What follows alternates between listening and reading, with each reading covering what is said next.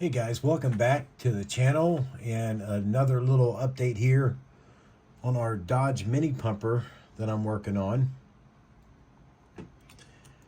Some of the things I've been working on today is I done a little bit more work to our hose reel up here. I put this little bracket on the front for the hose to actually roll on when they pull it. And then I did put the little feet on the bottom of it. I think I need to do some sanding on them yet. They're not, I don't think they're all four equally spaced yet. And then we started working on the pump panel. And this round piece of plastic is where our Gopher Racing decal will go. And then I have a small little chrome ring that will go around that after paint and stuff. But I did get the handrail and the stanchions on behind the we're on top of the bed, and on the back we got the trim work done on the bottom. We put diamond plate around the wheel opening on the back.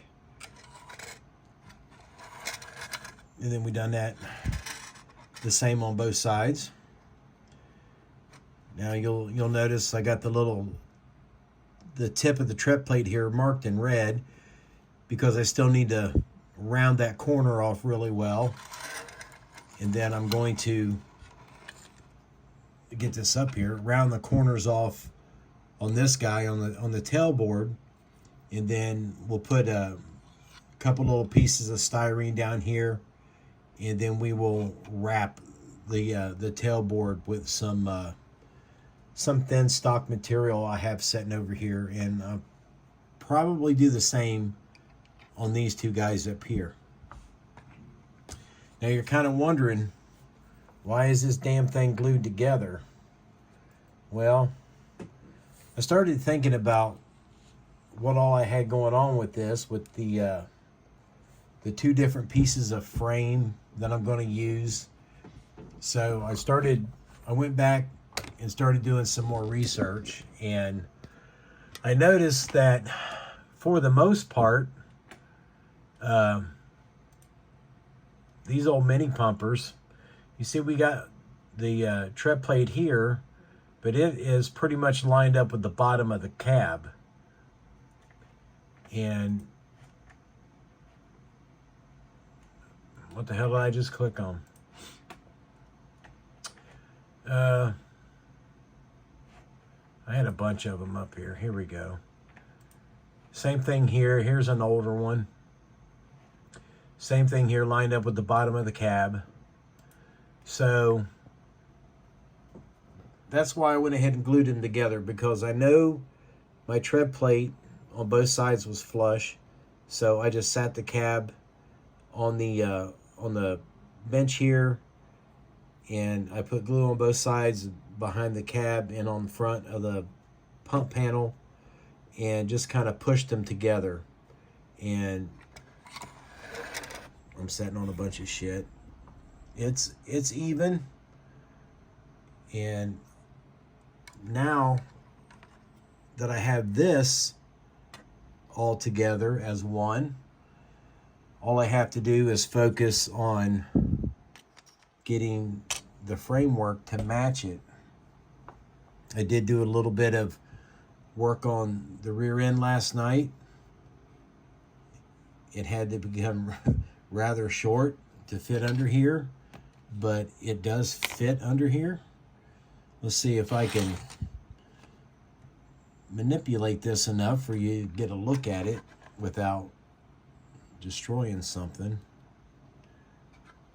But I think I have, now it will set up more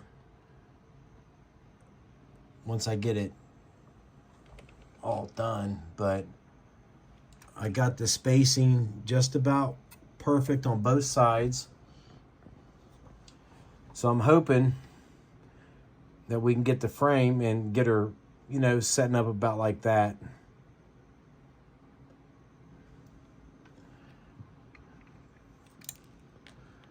Let me flip this over. We still got a lot of cleanup work to do underneath it, but you got to imagine the leaf springs that are going to go on there, which are not on there yet, but we'll be looking something like that. And of course, we'll have the fake drive shaft going up. And then our piece of frame out of the Ford will slip. Now watch it not work now. It does go in here. There we go. It fits right up in there. So at least it will have the similarity of actually having a frame under it. I'm losing all my little control valves here. My little valve handles are just made from dressmaker's pins. I don't even know why I try to pick these up with these tweezers, because they're magnetized for some reason. Anybody got any trick on how to demagnetize a pair of tweezers? Please leave that in the comments for me, because I don't know how. But yeah, that's where we're at. Like I said, I at least I got this level. Now all I have to do is worry about getting the wheel heights the same on the front and the back. And that shouldn't be as hard, because once I get the leaf springs here mounted for the rear axle, they will be in a fixed position, because they will not be on this frame. They will probably be mounted up on this sidewall somewhere, just because of how much I had to narrow this out. And you know, they're gonna be up there a ways. Not gonna be anything realistic at all, but we're just going for appearance here. And then once I get the back tires established, all I have to really do is worry about how much I need to raise the front end up to keep this guy level on all fours, and not like that or this, which I don't think it'll be that difficult to do. But that's pretty much all we've done today. But it's coming together. I'm real happy with that body, the way it came out. Should I have went a little wider with it? Yeah, probably. But, you know, it is what it is.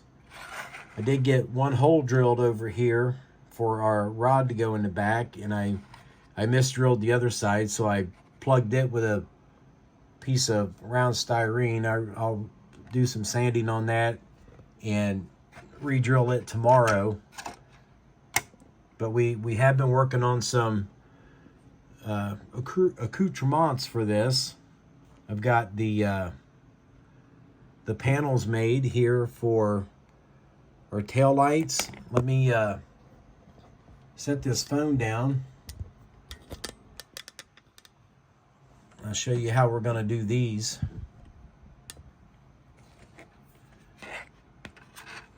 This is going to be pretty simple. These are just going to glue.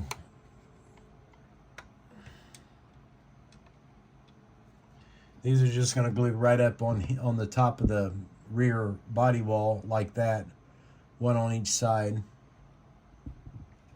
And then